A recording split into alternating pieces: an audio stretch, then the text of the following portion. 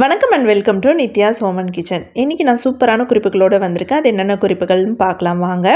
இப்போ first tips என்னென்னு பார்க்கலாம்.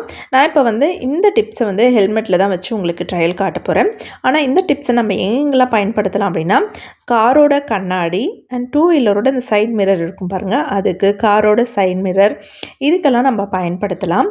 அதுக்கு என்னென்னா, இப்போ மழை காலத்தில் நம்ம வண்டியில் போயிட்டுருப்போம். மழையில் நனைஞ்ச அந்த சைட் மிரரில் நம்மளுக்கு வியூ கரெக்டாக தெரியாது. அந்த தண்ணி பட்டு வியூ தெரியவே தெரியாது. அதுவும் காரில் போயிட்டுருக்கும்போது ஒவ்வொரு முறையும் கார் டோரை ஓப்பன் பண்ணி அதை தொடச்சிட்டே நம்ம போக முடியாது இல்லைங்களா? அதுக்காக தான் இந்த டிப்ஸ் ரொம்பவே யூஸ்ஃபுல்லாக இருக்கும்.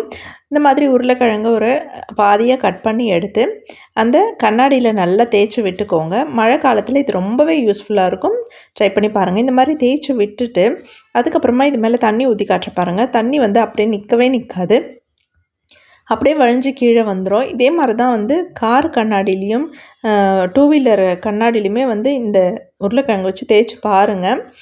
தண்ணியும் ஸ்ப்ரே பண்ணி பாருங்கள் ட்ரையலுக்கு. இப்போவே கூட இந்த டிப்ஸை உடனே போய் ட்ரை பண்ணி பாருங்கள். உங்கள் வீட்டில் காரோ இல்லை டூ வீலரோ இருந்தது அப்படின்னா அதனுடைய சைட் மிரருக்கு இந்த டிப்ஸை ட்ரை பண்ணி பாருங்கள். கண்டிப்பாக சூப்பராக ஒர்க் அவுட் ஆகும். தண்ணி ஸ்ப்ரே பண்ணிங்கன்னா அந்த தண்ணி அந்த கண்ணாடியில் நிற்கவே நிற்காது, மறுபடியும் பளிச்சுன்னே நமக்கு தெரியும். ஸோ நம்மளுக்கு பின்னாடி வர வண்டிங்க நல்ல வியூ நல்லா தெரியும். ட்ரை பண்ணி பாருங்கள். சூப்பரான டிப்ஸ் இது. இப்போ அடுத்த டிப்ஸ் பார்க்கலாம். இந்த மாதிரி குக்கர் மூடி ரொம்பவே லூஸாக இருக்கும். நம்ம என்ன தான் டைட் பண்ணாலுமே அது டைட் ஆகவே ஆகாது, மறுபடியும் லூஸ் ஆகி கழண்டு வந்துகிட்டே இருக்கும். அதுக்கு சூப்பரான டிப்ஸ் தான் இது. இந்த மாதிரி பிளாஸ்டிக் கவர் எடுத்துக்கோங்க. அது கொஞ்சமாக கட் பண்ணிவிட்டு அந்த ஸ்க்ரூவை அதில் நல்லா மாட்டி விட்டுடுங்க. மாட்டி விட்டுட்டு அதுக்கப்புறமா அதை எடுத்து அந்த மூடியிலையும் மாட்டி விட்டுட்டு ஸ்க்ரூ ட்ரைவர் வச்சு நல்லா டைட் பண்ணிக்கோங்க. எவ்வளோ டைட் பண்ண முடியுமோ அந்த அளவுக்கு நல்லா டைட் பண்ணிக்கலாம். அதுக்கப்புறமா ஒரு கத்தியோ இல்லை ஒரு கம்பியோ நல்லா ஹீட் பண்ணிவிட்டு அந்த கவர் இருக்குது பாருங்கள், அந்த கவரை நல்லா ஹீட் பண்ணி அப்படியே அழுத்தி விட்டுடணும். அவ்வளோதாங்க. இது ரொம்ப நாளைக்கு கழறாது, நல்லா டைட்டாகவும் பிடிச்சிக்கும். ஸோ ட்ரை பண்ணி பாருங்கள். இப்போ அடுத்த குறிப்பு பார்க்கலாம்.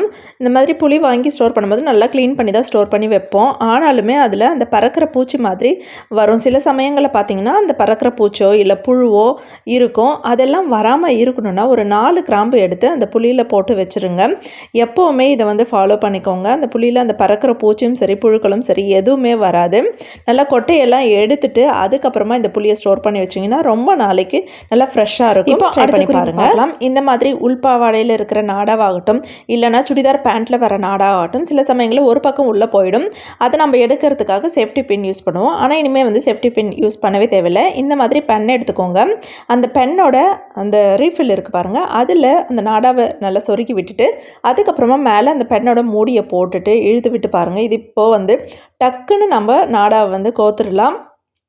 சேஃப்டி பின் போட்டோம் அப்படின்னா கொஞ்சம் நேரம் ஆகும். ஆனால் இந்த மாதிரி பென்னோட மூடியில் நம்ம மாட்டி விட்டுட்டு அதுக்கப்புறமா நம்ம இழுத்து விட்டோம் அப்படின்னா ரொம்ப சீக்கிரமாகவே இந்த நாடாவை கோத்து முடிச்சிடலாம். டக்குன்னு நம்ம வேலையும் முடிஞ்சிடும்.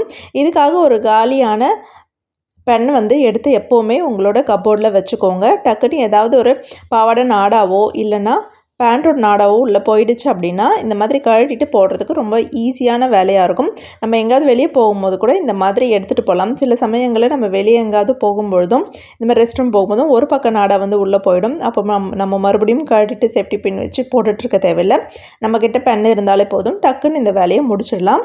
இன்றைக்கி நான் சொன்ன எல்லா டிப்ஸுமே உங்களுக்கு பிடிச்சிருக்குன்னு நினைக்கிறேன். பிடிச்சிருந்தனா லைக் பண்ணுங்கள், ஷேர் பண்ணுங்கள், கமெண்ட் பண்ணுங்கள். தேங்க்யூ.